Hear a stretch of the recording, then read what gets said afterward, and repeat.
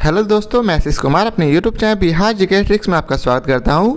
आज हम लोग जीव विज्ञान के अंतर्गत वानिकी के बारे में इस वीडियो में पढ़ेंगे। तो यदि आप लोगों ने अब तक हमारा channel Bihar GK tricks subscribe नहीं किया है तो इसे सब्सक्राइब कर लें, साथ ही बेल आइकन को जरूर दबाएं। तो आइए वीडियो को स्टार्ट करते हैं। तो सबसे पहले हम लोग इसके नोट्स को पढ़ेंगे। तो आइए इसके नोट्स को पढ़ते हैं। जीव विज्ञान की वह शाखा जिसके अंतर्गत जीव जातियों को उनकी समानताओं एवं असमानताओं के आधार पर छोटे बड़े समूहों में बांटा जाता है, वर्गीकरण विज्ञान या वर्गीकी कहते हैं। आगे है, कैरोलस लिनियस ने जीव जातियों के नामकरण हेतु द्विपद नामकरण अर्थात बायोनोमियल नोमेनक्लेचर की एक पद्धति बनाई थी। उन्हें आधुनिक वर्गीकरण का पिता अर्थात फादर ऑफ मॉडर्न टैक्सोनॉमी कहते हैं।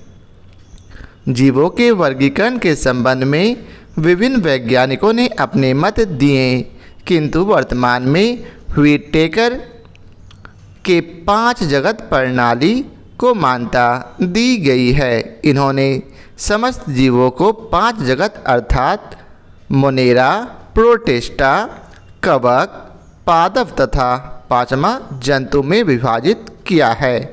तो यही 5 जगत थे। अब आइए पढ़ते हैं इनके बारी बारी से। पहला अर्थात मोनेरा जगत, जिसके अंतर्गत जीवाणु आते हैं। मोनेरा जगत के अंतर्गत एक कोशिकीय प्रोकैरियोटिक जीवों को रखा गया है। इसमें माइकोप्लाज्मा, जीवाणु, साइनोबैक्टीरिया आदि जीवों को शामिल किया गया है। माइकोप्लाज्मा स्वतंत्र जीवन यापन करने वाले सूक्ष्म जीव हैं, अर्थात ये स्वयं विकास व प्रजनन करने में समर्थ सबसे छोटे जीव हैं। साइनोबैक्टीरिया को नील हरित शैवाल भी कहते हैं। नेक्स्ट पॉइंट है, जीवाणु सरल, अति सूक्ष्म तथा एक कोशिकीय आद्य जीव हैं। इन्हें मोनेरा जगत में रखा जाता है। प्रायः इनकी लंबाई 2 से 4 माइक्रोन तक होती है। इन्हें कंपाउंड माइक्रोस्कोप द्वारा देखा जा सकता है। ये मानव के लिए लाभदायक एवं हानिकारक दोनों हो सकते हैं। पोषण के आधार पर जीवाणु परपोषी तथा स्वपोषी दोनों होते हैं। स्वपोषित जीवाणु 2 प्रकार के होते हैं। पहला प्रकाश संश्लेषी तथा दूसरा रसायन संश्लेषी। आर्कीबैक्टीरिया के लक्षण सामान्य जीवाणुओं से भिन्न होते हैं।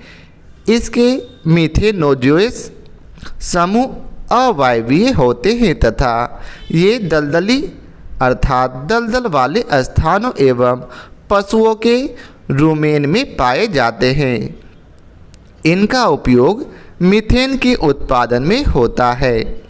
आगे है, फलीदार पादपों की जड़ों में मौजूद गांठों में पाए जाने वाले जीवाणु राइजोबियम सहजीविता प्रदर्शित करते हैं।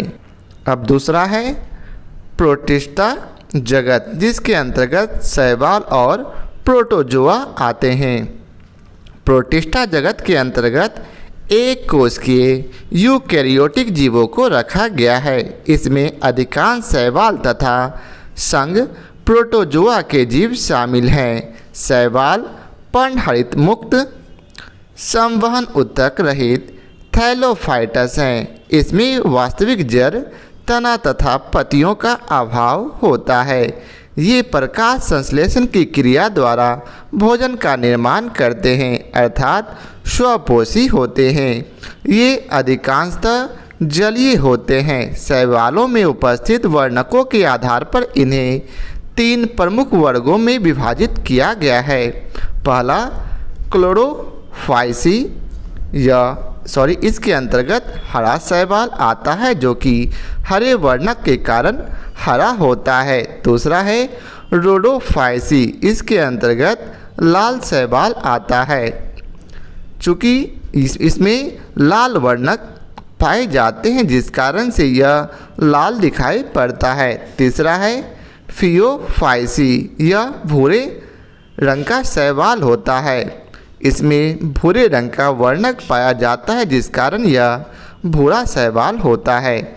उल्लेखनीय है कि शैवालों के अध्ययन को फाइकोलॉजी कहते हैं। ध्यातव्य है कि कुछ शैवालों को पादप जगत के अंतर्गत शामिल किया गया है। अब तीसरा है कवक अर्थात फंगी।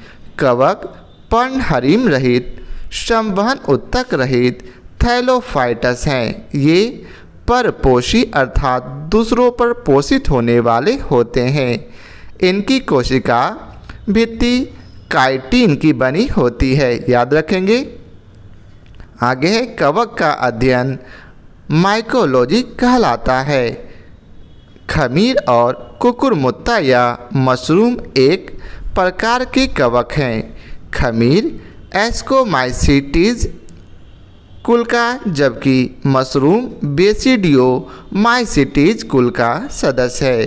कवक मूल कवकों तथा उच्चतर पादपों की जड़ों के मध्य सहजीवी सहचर प्रदर्शित करता है। लाइकेन मिश्रित जीव है जो कवक एवं शैवाल के सहचर से बने होते हैं। अब चौथा है पादप जगत।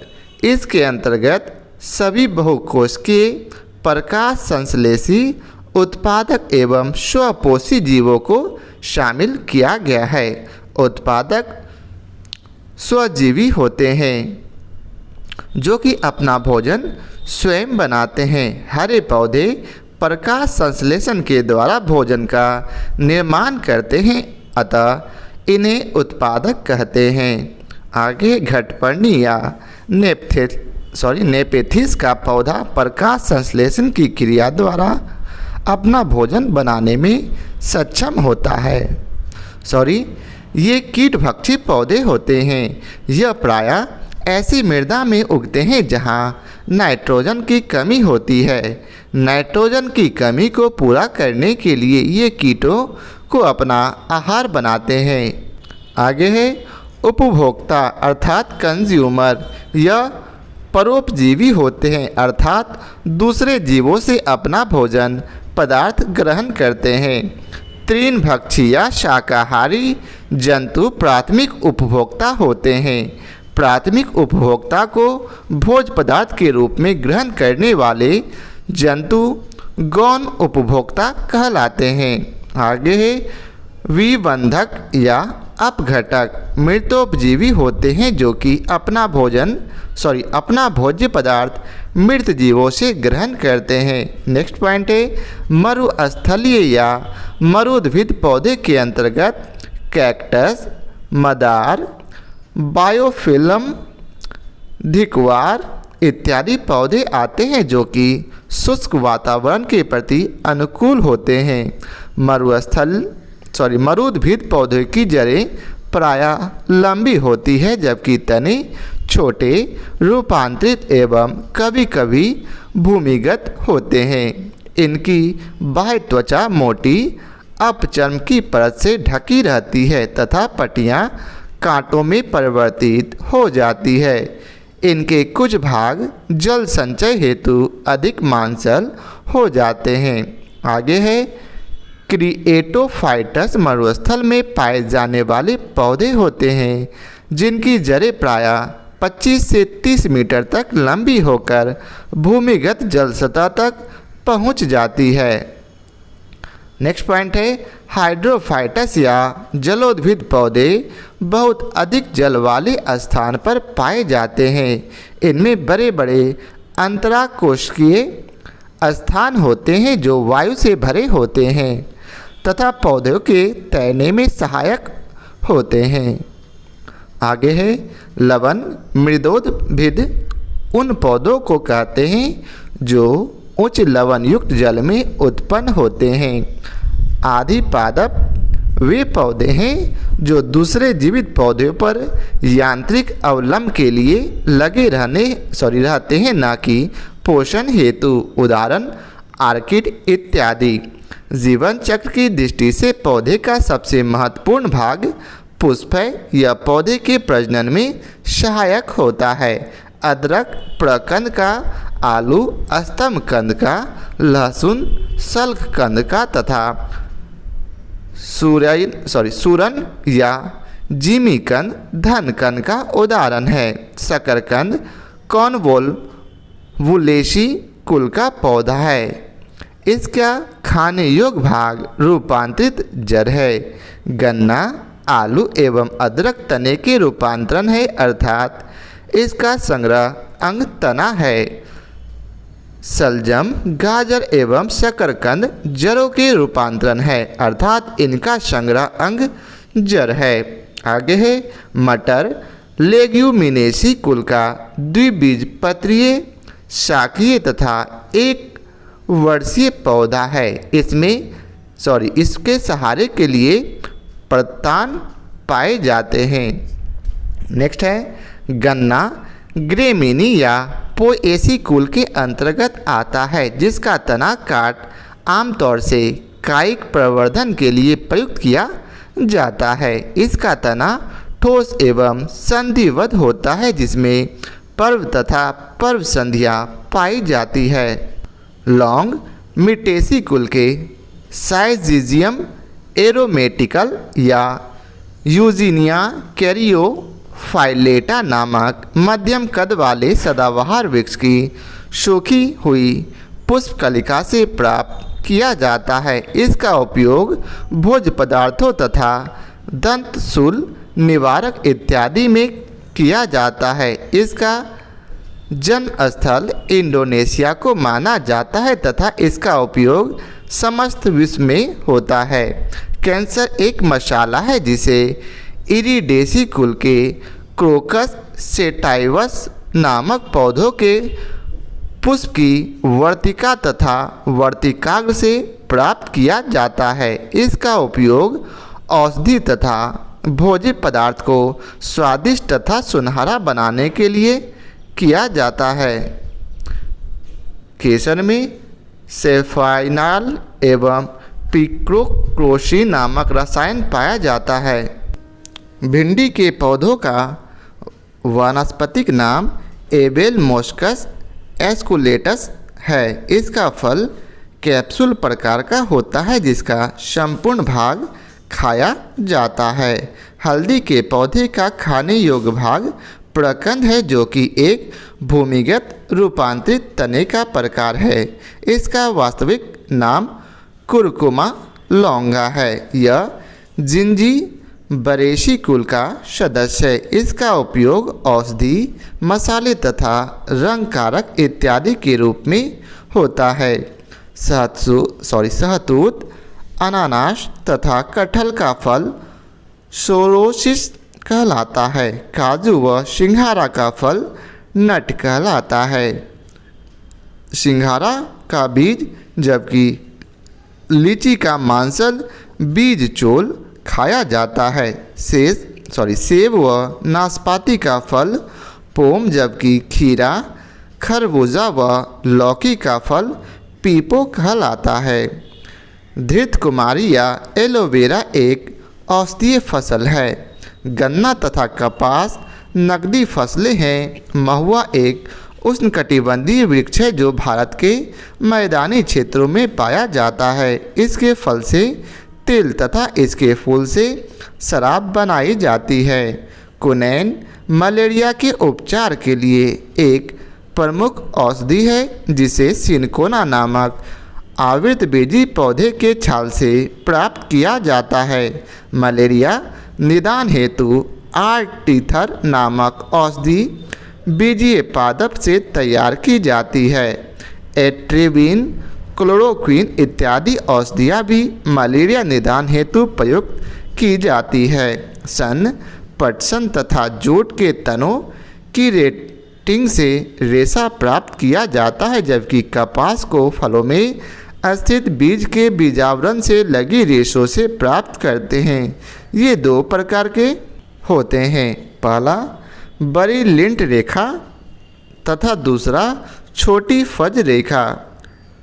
लिंट रेखा व्यापारिक तौर पर अधिक महत्वपूर्ण होते हैं। कपास का प्रमुख रासायनिक घटक सेलुलोज है, जिसकी मात्रा 91 से 94% तक होती है। इसमें जल लगभग 6 से 8% तथा सूक्ष्म मात्रा में वसा, प्रोटीन, प्रोटोप्लाज्म, खनिज लवण आदि पाए जाते हैं। पपीता का वानस्पतिक नाम कैरिका पपाया है। इसमें उपस्थित पपैन एंजाइम प्रोटीन के पाचन में सहायक होता है। इसका पीला रंग इसमें उपस्थित कैरिका जैंथीन नामक वर्णक के कारण होता है। सेब के फल में लाली का कारण एंथ्रोसायनिन नामक वर्णी लवण है। लाल नारंगी रंग के वर्णक जैसे कैरोटीन गाजर में, टमाटर में लाइकोपीन वर्णक, पीले रंग के वर्णक जैसे जैंथोफिल हल्दी में तथा चुकंदर में विटरनिन वर्णक होते हैं।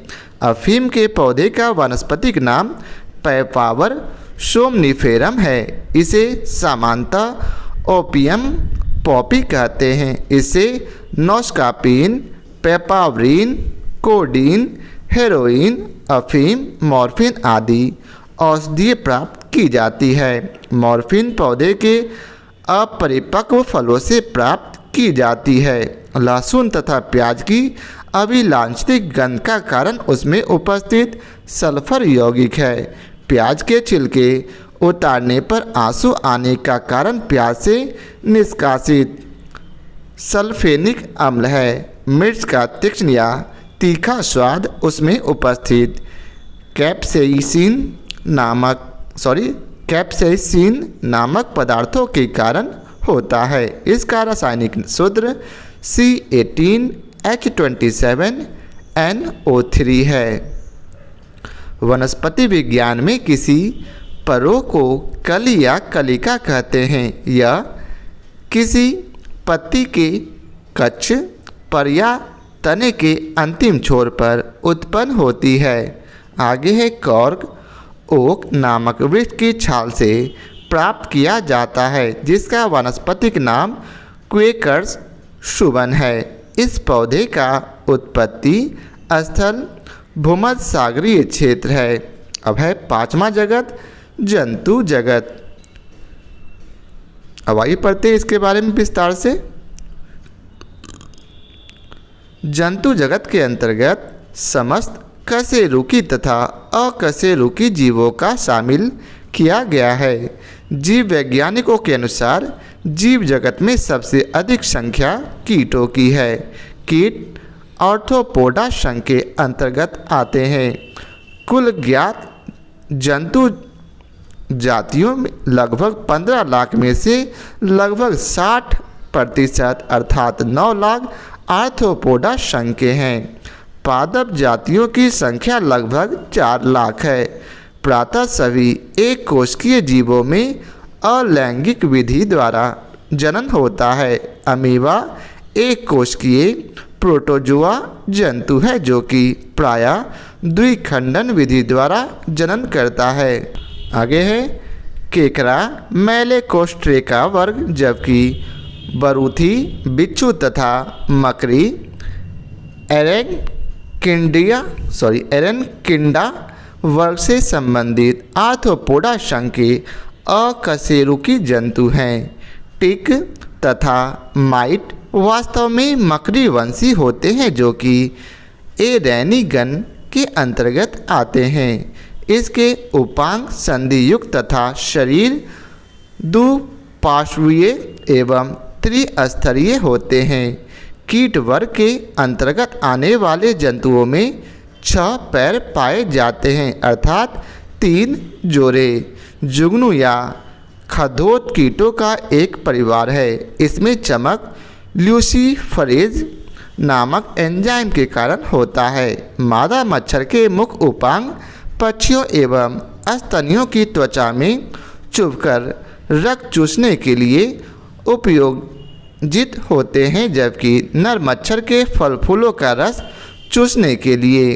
कीटों में ट्रैकी द्वारा श्वसन हेतु वातन तंत्र तथा उत्सर्जन मिलपिघी नलिकाओं द्वारा होता है। रेशम के कीट से रेशम की प्राप्ति होती है। रेशम का कीट शहतूत के पत्तों पर पनपता है। लाख कैरिया लैक्का एवं लैसीफर लैक्का नामक कीट द्वारा प्राप्त होता है। मधुमक्खियाँ सामाजिक कीट है जो फूलों से मकरंद इकट्ठा कर शहद का निर्माण करती है। मोती वस्तुतः मोलस्का संघ के जीव पिंकटैडा या पर्ल ओइस्टर द्वारा प्राप्त किए जाते हैं। इकाइनोडर्म समुद्र में पाए जाने वाले पंचतई अरीय सममित वाले ड्यूटरोस्टोमी यूसिलोमेट यूमेटाजोआ होते हैं। इनके शिशु प्रवस्था में शरीर के सममित द्विपार्श्वीय होते हैं। इकाइनोडर्म प्रायः अंडज होते हैं, किंतु कुछ पिंडज या सजीव प्रजक होते हैं। आगे है ऑक्टोपस। ऑक्टोपस सीफेलोपोडा वर्ग का एक मृदुकवची जंतु है जिसे डेविल फिश के नाम से भी जाना जाता है। इसके सिर पर 8 भुजाएं पाई जाती है। विशाल स्वीडस तथा कोलोशल स्वीडस सबसे बड़े अकशेरुकी हैं। कोलोशल स्वीडस की लंबाई अपेक्षाकृत कम किंतु वजन अधिक होता है। अब आगे है समतापी अर्थात गर्म रुधिर वाले वे जंतु होते हैं जिनके शरीर का ताप वातावरण के ताप से प्रभावित न होकर सदैव एक सा रहता है। इसके अंतर्गत पक्षी तथा स्तनधारी आते हैं। आगे है असमतापी अर्थात ठंडे रुधिर वाले वे जंतु होते हैं जिनके शरीर का ताप वातावरण के ताप के अनुसार घटता बढ़ता रहता है। इसके अंतर्गत मत्स्य, उभयचर, सरीसृप इत्यादि जंतु आते हैं। आगे है रात्रिचर जंतु। दिन में आराम करते हैं किंतु रात्रि में सक्रिय रहते हैं। इन जंतुओं में प्रायः श्रवण तथा घ्राणेन्द्रियाँ अत्यधिक विकसित होती है एवं दृष्टि क्षमता विशेष अनुकूल होती है। मच्छर, चमगादड़, उल्लू, कीवी इत्यादि जंतु प्रायः रात्रिचर होते हैं। कुछ जंतुओं के नाम मछलियों के नाम से मिलते जुलते हैं परंतु ये वास्तविक मछलियाँ नहीं हैं, जैसे जेलीफिश, सितारा मछली या स्टारफिश, रजत मीन या silver fish, cuttle fish, Hague fish, devil fish, free dish आदि ये सभी जो है मछलियाँ नहीं हैं। कुछ वास्तविक मछलियाँ हैं जैसे कि flying fish, cat fish, pipe fish, paddle fish, gold fish, globe fish और कैट फिश आदि। डॉग फिश एस्कोलियोडॉन को कहते हैं जो कि एक उपास्थि मीन है। समुद्री घोड़ा या अश्वमीन हिप्पोकैम्पस को कहते हैं जो कि एक वास्तविक अस्थिल मीन है। मछलियों अर्थात मत्स्य में श्वसन के लिए गलफरे अर्थात गिल्स पाए जाते हैं जो कि पूर्णतया जल में घुली ऑक्सीजन को ही ग्रहण करने के लिए अनुकूलित होती है। सर्दियों के मौसम में झीलों तथा नदियों की केवल ऊपरी परत ही जमती है जबकि नीचे की परत का जल अपने तरल रूप में ही विद्यमान होता है। इसलिए मछलियों तथा अन्य जलीय प्राणी जमी हुई झीलों व नदियों में भी जीवित रह सकते हैं। आगे है एम्फीबियन अर्थात उभयचर वर्ग के अंतर्गत ऐसे जंतु आते हैं जिनका शरीर जलीय एवं स्थलीय दोनों प्रकार के जीवन के लिए उपयोगित होता है। आगे है सरीसृप अर्थात रेप्टिलिया वर्ग के अंतर्गत कछुआ, मगरमच्छ, सर्प इत्यादि जंतुओं को शामिल किया जाता है। अधिकांश सर्प विषहीन होते हैं जबकि कुछ प्रजातियां जैसे करैट, कोबरा, वाइपर आदि विषैले होते हैं। विषैले सर्पों में ऊपरी जबड़े की मैक्सिली हड्डियों के 1 से 3 जोड़े प्रायः एक जोड़े बड़े व पीछे की ओर मुड़े विषदंत तालु से मुखग्रासन गुहिका में उभरे हुए होते हैं। यह मैक्सिलरी दंत अर्थात जंभिका दंत ऊपरी जबड़े में ही स्थित विष ग्रंथियों से संबंध होते हैं। विष ग्रंथियां कशेरुकी प्राणियों की लार ग्रंथियों के समान होती है। चमगादड़ आकाश में उड़ने वाला एक रात्रिचर स्तनधारी प्राणी है जो पक्षी वर्ग में नहीं आता। आगे है कंगारू चूहा। बिना पानी पिए सबसे लंबी अवधि तक जीवित रह सकता है। उसमें यह अनुकूलता उसके उत्सर्जन तंत्र अर्थात वृक्क की विशेष संरचना व कार्यप्रणाली के कारण होता है। आगे है ब्लू व्हेल। पृथ्वी पर पाया जाने वाला सबसे बड़ा स्तनपायी जलीय जीव है। इसकी लंबाई लगभग 33 मीटर तथा वजन 180 मीट्रिक टन से भी अधिक होता है। स्पर्म व्हेल विशालतम दांत वाली मांसाहारी व्हेल है। इसकी लंबाई अनुमानतः 50 से 55 फीट एवं वजन 35 से 45 टन होता है। आगे है समुद्री शेर, सील या फोका। वालरस तथा डॉल्फिन भी जलीय स्तनधारी हैं, जिसमें डॉल्फिन सीटेसिया गण जबकि अन्य तीनों कार्निवोरा गण के अंतर्गत आते हैं। डॉल्फिन अत्यंत ही बुद्धिमान जंतु हैं। गंगा नदी में पाई जाने वाली डॉल्फिन को राष्ट्रीय जलीय जीव घोषित किया गया है। समुद्री गाय एक विशाल शाकाहारी जलीय स्तनधारी जीव है। एकिडना एवं प्लेटिपस एकमात्र अंडे देने वाले स्तनपायी जीव हैं। नीलगाय भारत में पाया जाने वाली विशालतम मृग प्रजाति है। कपी प्राणी जगत में होमोनोइडिया महापरिवार की सदस्य जातियों को कहा जाता है। इनकी 2 प्रमुख शाखाएं हैं। पहला हीन कपी, ये छोटे आकार के कपी होते हैं जैसे गीवन, और दूसरा है महाकपी, ये बड़े आकार के मानवनुमा कपी होते हैं जैसे चिंपैंजी, गोरिल्ला, ओरंग उटान तथा मनुष्य। लंगूर कपी वर्ग में नहीं बल्कि वानर वर्ग में शामिल होते हैं। वर्तमान मानव बुद्धि में सर्वोच्च जंतु है। इनमें चिंतन, जानने की इच्छा प्रकट करना, तर्कसंगत तथा अक्षरवद प्राणी तथा भौतिक मुद्राओं द्वारा भावनाओं की अभिव्यक्ति इत्यादि की क्षमताएं होती है। इनके कपाल गुहा का आयतन 1350 से 1500 क्यूबिक सेंटीमीटर होता है। तो आज के लिए बस इतना ही। आशा करता हूँ आप लोगों को हमारा यह वीडियो पसंद आया हो। यदि आप लोगों को हमारा यह वीडियो पसंद आया हो तो इसे लाइक और शेयर जरूर करें। फिर मिलते हैं इसके प्रश्न कोश के साथ। आज के लिए बहुत बहुत धन्यवाद।